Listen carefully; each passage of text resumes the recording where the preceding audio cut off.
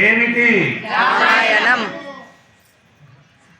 రామాయణం తెలియజేస్తుంది. రామాయణం ధర్మమును ఎంత జాగ్రత్తగా నిలబెట్టుకోవాలో చూపిస్తుంది రామాయణం. ఇదే ఎన్ని ఉండనివ్వండి, పక్కన ఎంత ఐశ్వర్యం ఉండనివ్వండి, ఎంత విద్య ఉండనివ్వండి, ఎంత చదువు ఉండనివ్వండి, ప్రమాదం వచ్చినప్పుడు ఈశ్వరానుగ్రహం తోడు రాకపోతే మనకు ఎన్ని కోట్లున్నా నీ కారులో కాపాడకుండా.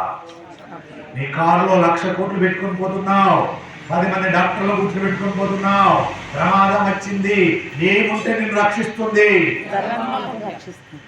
అది ధర్మం. ఎవరి ధర్మం వారిది. భార్యకు ఉండాల్సిన ధర్మం ఏమిటో భార్యకు ఉండాలి, భర్తకు ఉండాల్సిన ధర్మం ఏమిటో భర్తకు ఉండాలి, పిల్లలకు ఉండాల్సిన ధర్మం ఏమిటో పిల్లలకు ఉండాలి, గురువుకు ఉండాల్సిన ధర్మం ఏమిటో గురువుకు ఉండాలి, శిష్యులకు ఉండాల్సిన ధర్మం ఏమిటో శిష్యులకు ఉండాలి. ఎవరి ధర్మం వారు పట్టుకున్నారా? ఆ ధర్మం నీ కారులో ఉందా? డబ్బు కనబడితే డాక్టర్లు కనబడతారు, ధర్మం కనబడుతుందా నీ కారులో?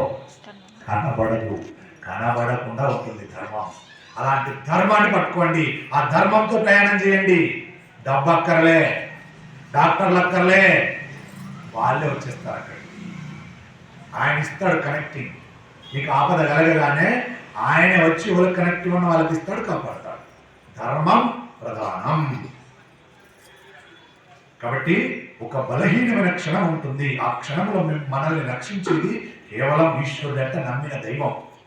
అప్పుడు మనకు ఈశ్వరానుగ్రహం అంటే ఏంటో తెలుస్తుంది. ఒకనాడు తెలుసో తెలియక ఏదో మంచి పని చేసి ఉంటాం.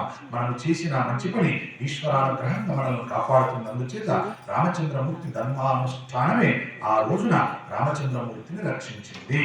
గరుత్మంతుడు వచ్చాడు, దాని చేత నాగాస్త్ర బంధనం విడిచిపెట్టేసింది. తర్వాత ఆయన ఒక మాట చెప్తున్నాడు. గరుత్మంతుడు అద్భుతమైన మాట చెప్తున్నాడు. ఎంత మంచి మాట చెప్తున్నాడు గరుత్మంతుడు. ఈరోజు ఈ రామాయణ ప్రవచన నాపుకోవాలైనా రేపురా మిగతా విషయాన్ని చెప్తా అంటున్నాడు.